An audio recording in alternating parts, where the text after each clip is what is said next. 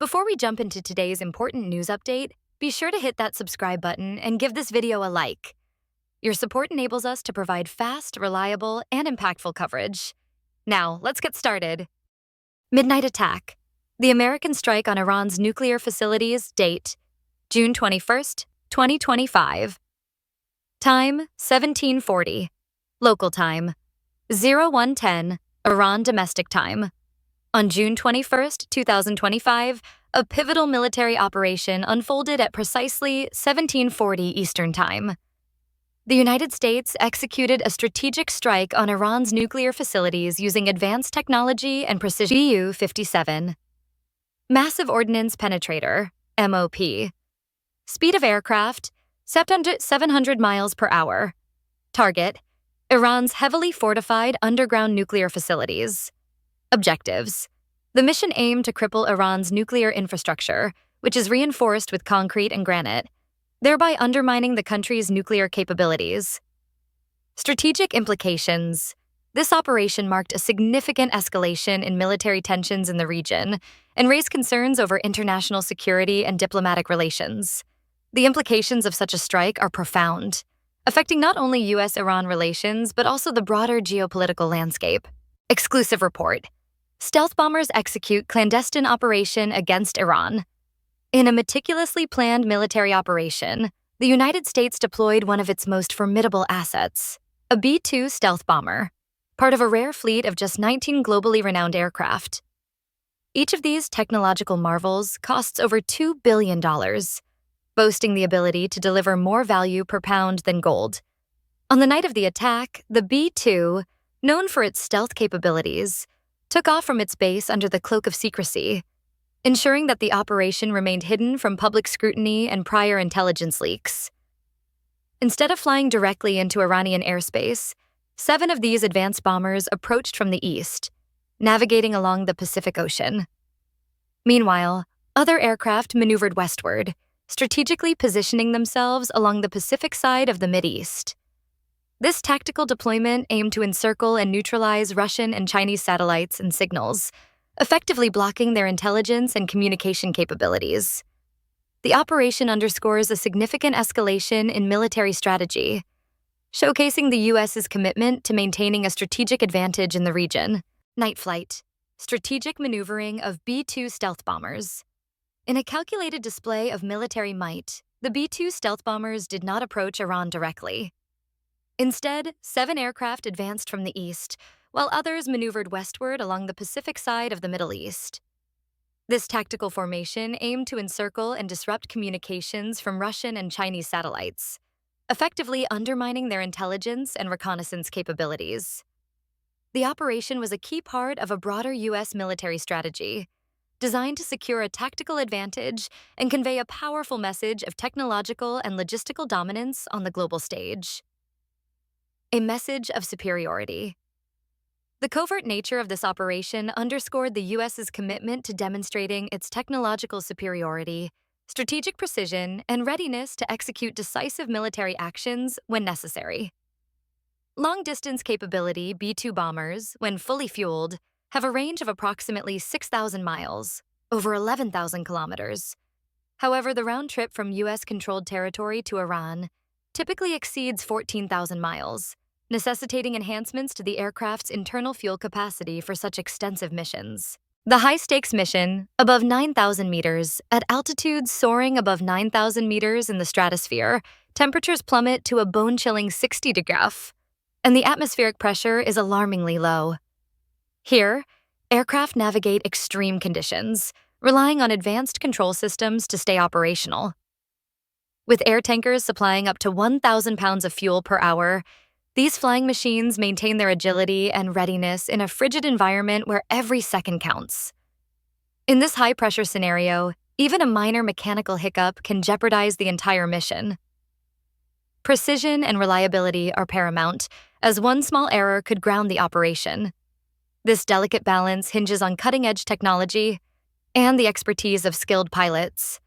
As the aircraft near Iran's airspace, the scene intensifies with the emergence of F-22 Raptors, fifth-generation stealth fighters. 2 of these formidable jets glide silently from above, leveraging their APG-77 radar system to scan a vast range of 200 miles.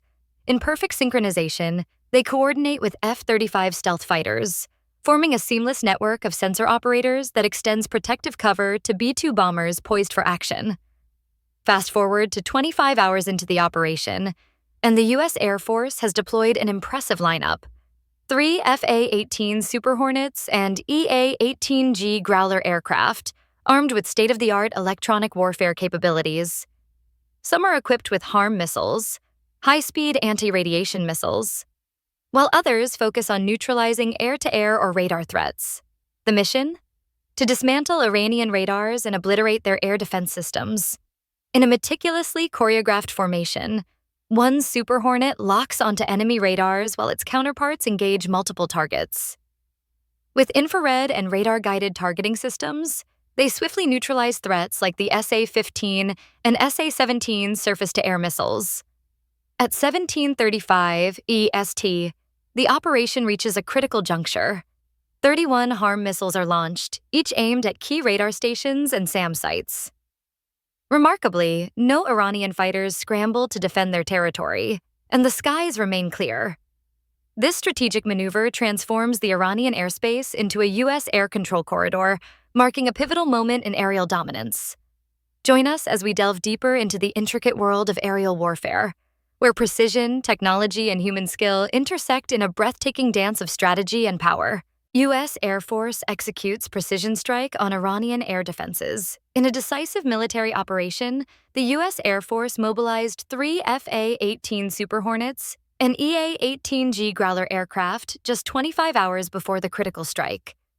Equipped with advanced electronic warfare packages, these aircraft showcased their dominance in electronic combat, armed with high-speed anti-radiation missiles, HARM, to neutralize enemy threats.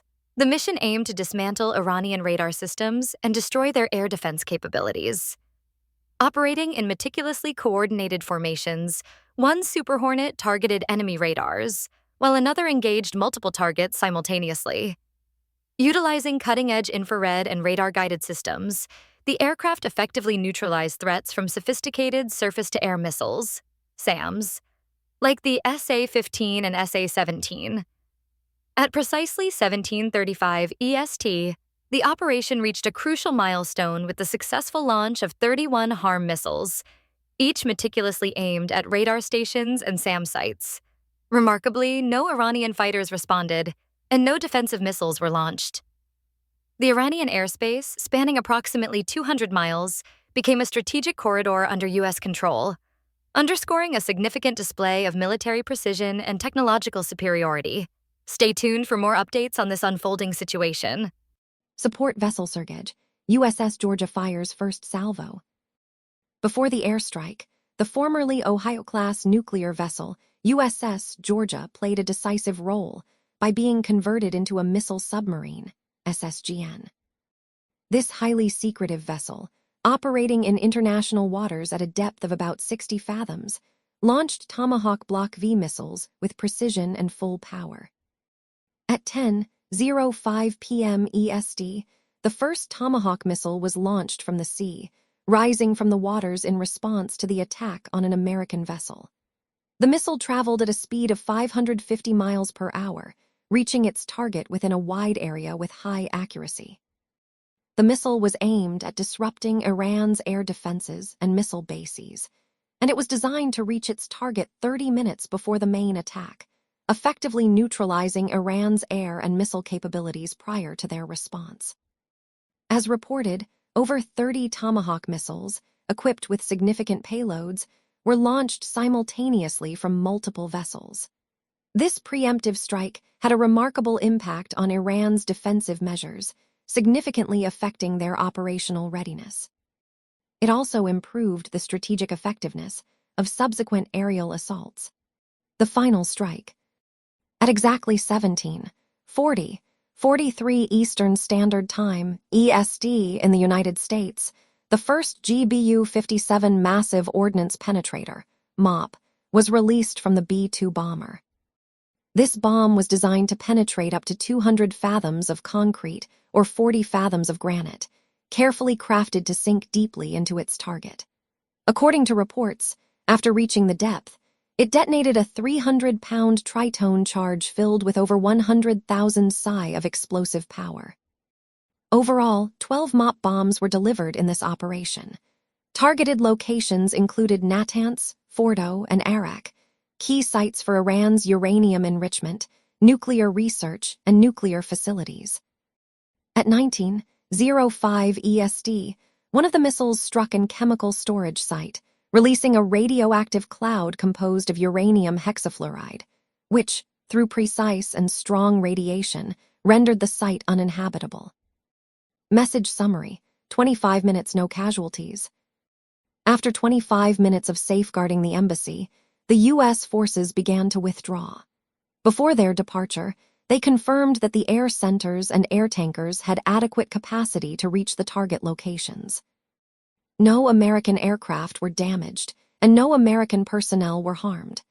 Within half an hour, the U.S. military successfully protected their 3 nuclear facilities, which included sites in Iran, from Iranian threats. However, this success was not achieved by 7 American operational units. Final thoughts: the operation was not merely a display of fiery power at midnight. It reflected strategic intelligence, precision planning, and modern warfare complexity.